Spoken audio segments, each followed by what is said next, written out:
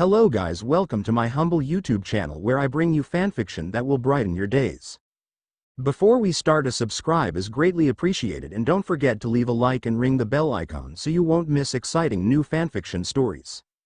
Tensura x Kuma Kuma Bear, Tensura by NullAzatoth. Chapter 6. It's been 3 days since Rimuru gave Yuna her new weapons. Right now Yuna is on her way to the Tempest Museum to learn more about the history of Tempest. She is accompanied by Grace. Yuna. So Grace, do you know the full history of Tempest? Grace. Not much, but 30 years ago my parents were part of the war. Yuna was surprised hearing this. Grace. They made a name for themselves. Many know my mother Stella. She is a follower of Lady Milam, and is one of the 3 generals. Yuna. Wait, so your parents had such a high status? Grace looks at Yuna embarrassed. Grace. Well, it might sound like a big position, but no, they have their own army and numbers 50,000, they earned their titles from Rimuru-sama. Yuna. What do you mean? Grace. They were originally sent to investigate Tempest, only to be found out by Lord Rimuru, and they choose to learn Tempest so they could learn as they grow. Grace told Yuna about her, Nemu and Foss. Yuna was impressed. Grace. My father is an adventurer that mother met. He was a human and helped her at the war when she fell asleep in the middle of that chaos. Yuna is now confused. Why would someone sleep in the middle of the war? Grace. I understand your confusion, but you know about the Harvest Festival, right? Yuna. Yeah, the Demon Lord's awakening. What does it have anything to do with that? Grace. Have you heard about the gifts? Yuna. Gifts? Grace. It is something the followers receive after their master's Harvest Festival. It is a part of their blessings. Yuna. I see, so what connection does it have? Grace.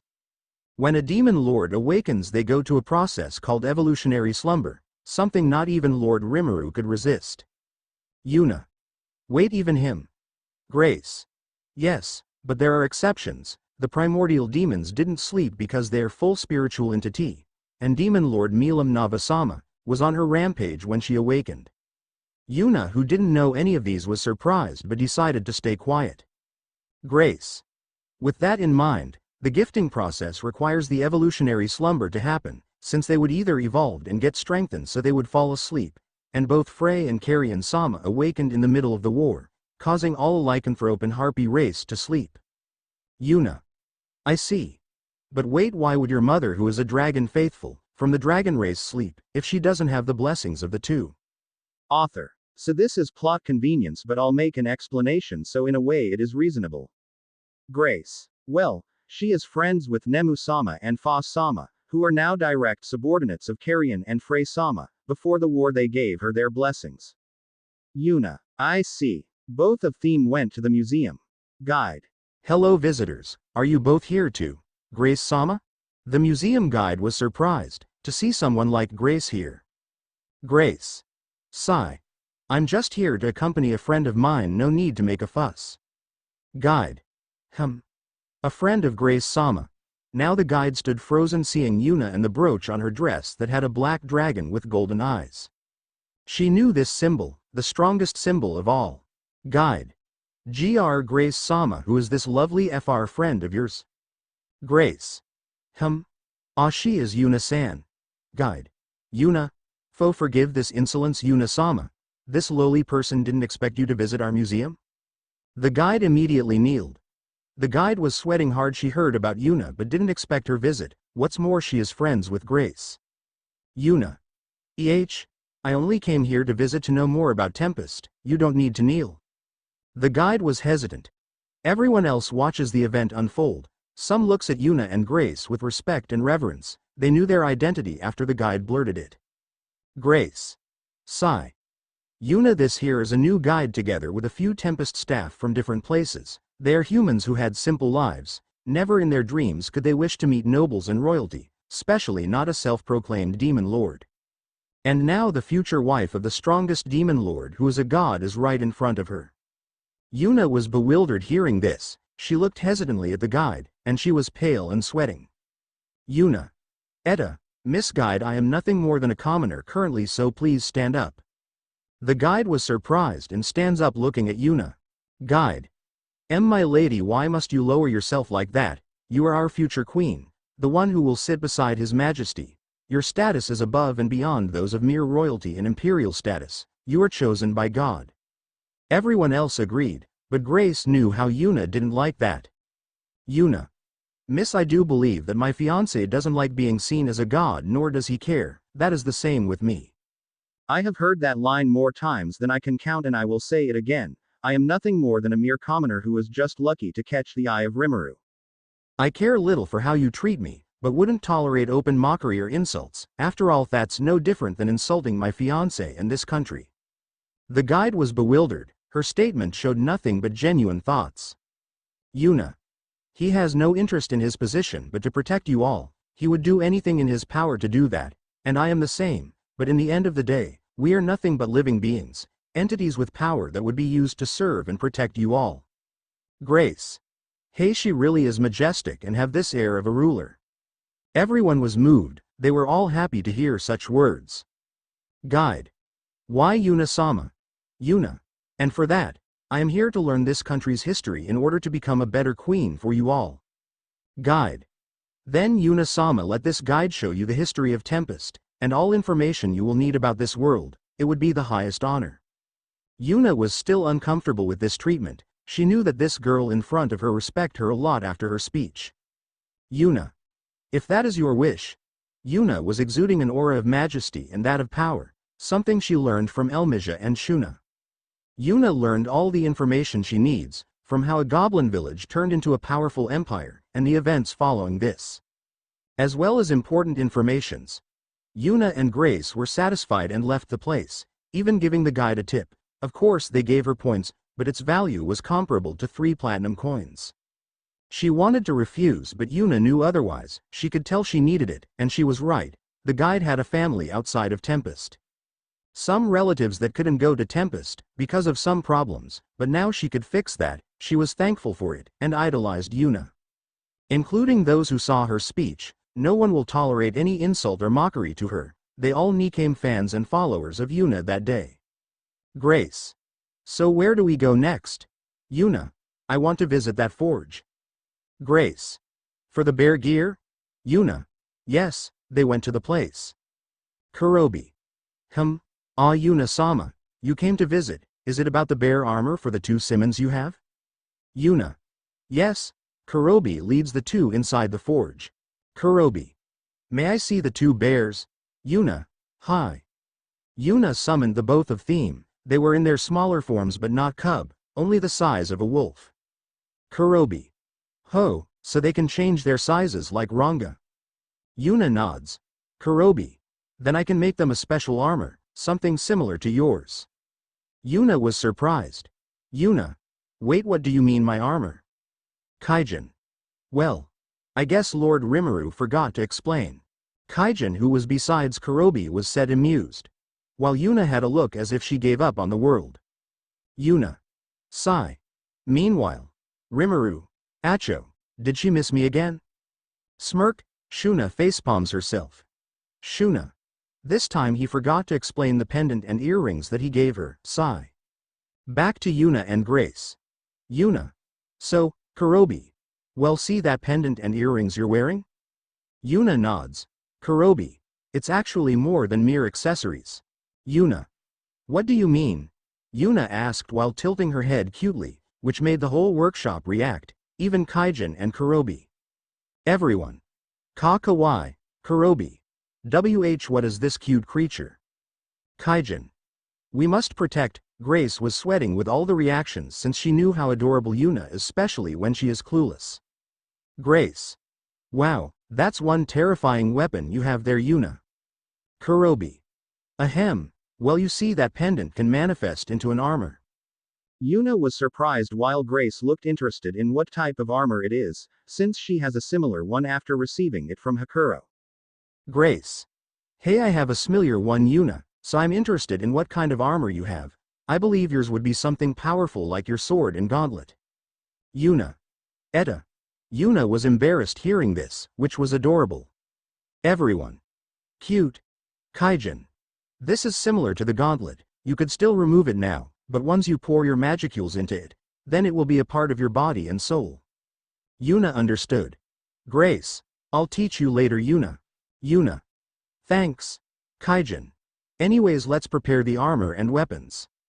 Both Kaijin and Korubi took action, which was rare and absurd, as the both of them are mythical figures in the art of weaponry creation and armors. Everyone inside the workshop watched in awe as they worked. Yuna was equally surprised seeing their works, the mastery and clean movements, something that could be said to be divine. The two of them took the volume and amount of power they had physically and spiritually. So the weapons and armors could adapt together with the two bears equally and balanced. They were using insane amount of magicules to interfere with the souls of the two. It took 30 minutes to finish their work, and took all the requests Yuna made. From materials to appearance. Kaijin. Well then, Yuna-sama, we will deliver it to the palace once we finish. Yuna. I see, please do, Yuna said smiling. Korubi. By the way, Yuna-sama, if you have nothing to do today, please go to Vesta's lab. Yuna. Kaijin. Sigh, that master of ours have forgotten to tell you, huh? Yuna, hearing this, only had dead eyes and has given up on Rimuru. Meanwhile. Rimuru. Achoo. She's thinking of me again. Sigh, just how much does she miss me? Shuna. He's really stupid sometimes. Sigh, seriously, he was sharp and always cunning with his every move back then. I wonder how Seal is dealing with him these days. Seal. You don't even know how much headaches I have every day, Shuna. Back to Yuna. Sigh, thanks for telling me, Korubi and Kaijin. Yuna and Grace went to Vesta's lab. Vesta. Yuna-sama, I'm guessing that Kurobi Dono told you to come here? Yuna. Yes. Vesta. Ha, it seems like Lord Rimuru has forgotten once again. Yuna. Has he always been like this? Vesta. Well, no, but recently he has become quite the fool when it comes to Yuna-sama, although he was also being idiotic when he first confessed to the other empress and queens, but not to this extent. Yuna, hearing this, blushes and Grace was smirking. Vesta. Well, Rimuru-sama has given you your communication devices, but... Yuna. Wait, what communication device? Grace. Alright, we didn't explain to you the use of that earrings. Anyways, it's a communication devices you can use by pouring magicules to it. Yuna. I see, Vesta. Well, that is permanent, but this will help you not only to communicate besides using the earrings but also collect information. It is no different than the phones that you use in your old world, but this one is powered by magic. Yuna. I see, thank you. Yuna thanked Vesta while inspecting the phones. Vesta. Also, that phone only has one master. The moment you open it, it will accept you as its master. Yuna powered it, but the power button suddenly had the imprint of Yuna's fingerprint, then some of her magicules entered the phone. And glowed black and white. They all watched as the back of the phone had the logo of a bear. Vesta. Congratulations, Yuna-sama, this phone is now your personal possession. Yuna. Thank you very much, Vesta-san. Vesta. No problem, Yuna-sama, also. Vesta took out a white phone, then swipes his phone above Yuna's. Vesta. It has a special feature where you only need to swipe your phone above someone else and would send a request to you to be friends or have communication. You can accept or decline it. Yuna. Whoa. Yuna accepted Vesta, then asked Grace to take out hers, which she immediately took out and let Yuna swipe her phone over hers. Grace. There is another function, Yuna. Now that we are friends, you could see some of my friends and those I contact except for the ones I made private, but you can actually see those as well since I gave you permission. Anyways, try looking for Ruby and Lilith's. Yuna found them in her contacts, then requested them, which they accepted immediately. Lilith. Yuna-sama, it seems like you got your personal phone. It is an honor to be requested by you. Ruby. Yuna, I'll add you to our group, also the new group we made to add Grace. Yuna. Whoa, it's like the phone back on Earth. Grace. Fufu, you should add the patrons and the other wives of Lord Rimuru, so you can stay in contact with them through phone. Since the communication earrings are connected directly to the control room, you can't use it generally. Vesta. She's right, Yuna-sama. Yuna. I see, and again thank you, Vesta.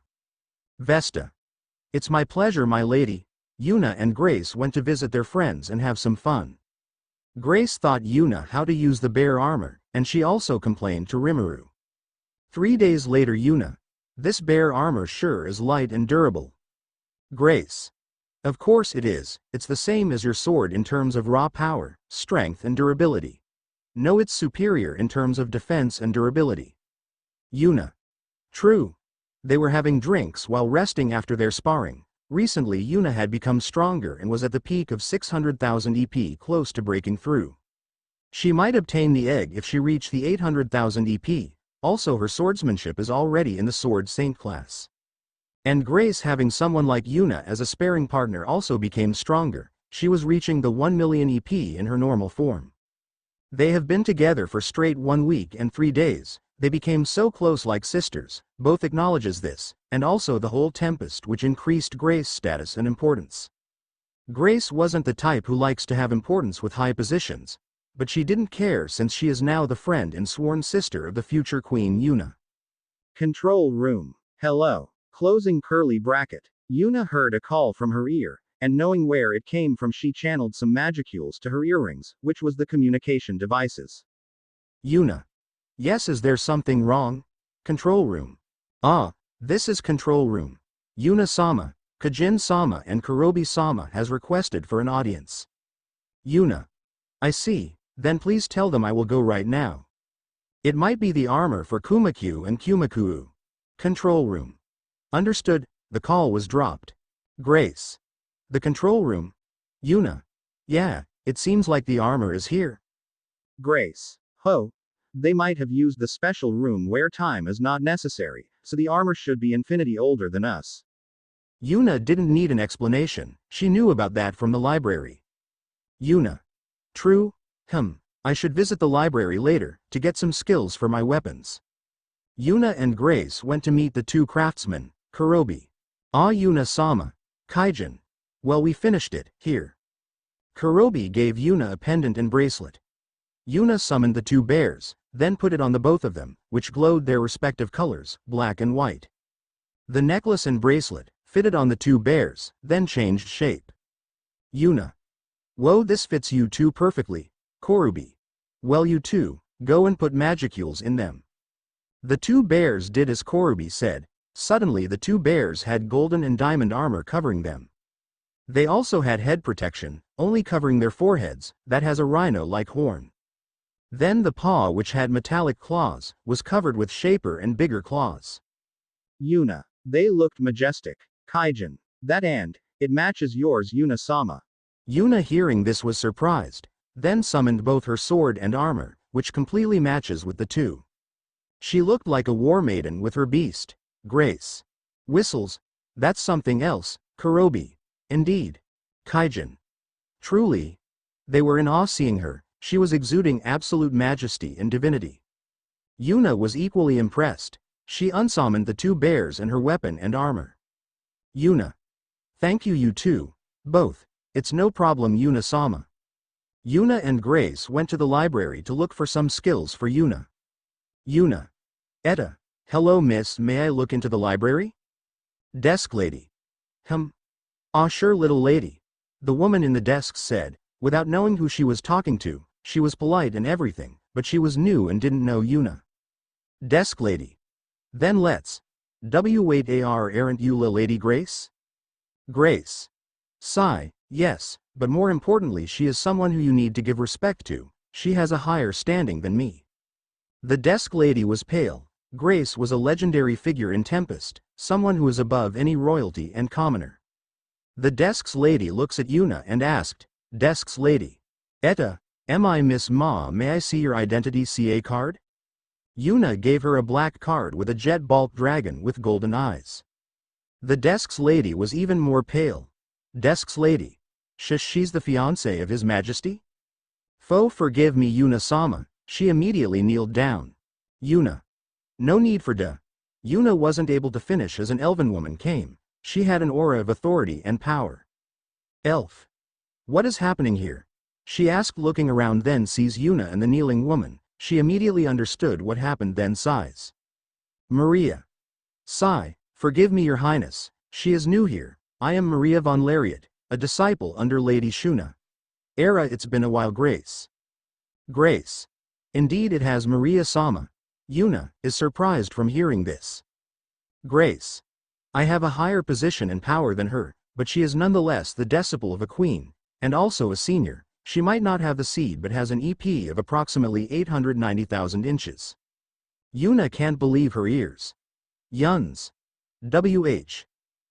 That's above Lucifer and the other 3 demon prince and princesses. Maria. Of course, after all, I was taught directly by Lady Shuna. Anyways, why are you two here? Grace. We came here to get her some skills. Maria. I see, so that section then. This girl who is kneeling here is Annie. She will lead you to that place. Annie immediately stands up, then salutes. Annie. Annie, a human unmarried girl, ready for duty, ma'am. Yuna and Grace looks at her amused. She lead the two to the special skill section, only for the highest position. Annie herself couldn't go far since there is a barrier preventing anyone not having the needed authority. Yuna. I'll look at everything. Yuna wouldn't be able to do that, but she was given a skill by Seal to easily take in the information and strengthened her soul, since knowing information inside the library itself needed a strong soul. Grace also looked for some skills for her own weapon. 1 hour later. Yuna. I'm done, Grace. So? Yuna.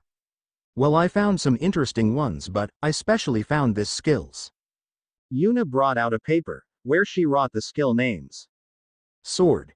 Unique skill. Laluna Laliga ultimate skill. Holy Demonic King. Militia armor. Unique, heavy body. Fortress ultimate skill. Absolute defense gloves, gauntlet. Unique. Penetrate accelerate ultimate skill. Brawl King. Malchrome. Bears. Unique. Light dark ultimate skill. Divine Chaos King Velderahe. Grace. What do these skills do? Yuna. Well, Laluna and Laliga unique skills lets my sword have moon and sun properties. The ultimate skill lets me use some techniques. For the armor, heavy body, increases my weight, and fortress lets me tank heavy attack, so I wouldn't be knocked back. Absolute defense is special subskill from Justice King and Covenant King, but I only took the absolute defense. The gloves. I think you know what it does, and finally the skills that amplifies the Kumaku and Kumaru. Grace was impressed. She also showed hers, which was a unique skill and an ultimate skill. She didn't care about that, but tells her since she knew it would be disrespectful to her friend if she didn't show hers, when Yuna showed the skills she chose. Yuna was equally impressed. Although Grace had little care, she didn't know how powerful the skills were. The skill she chose were unique skill, Drieg and Albion. The concept of this was having the power to infinitely increase her power by 2 folds. Basically a booster skill.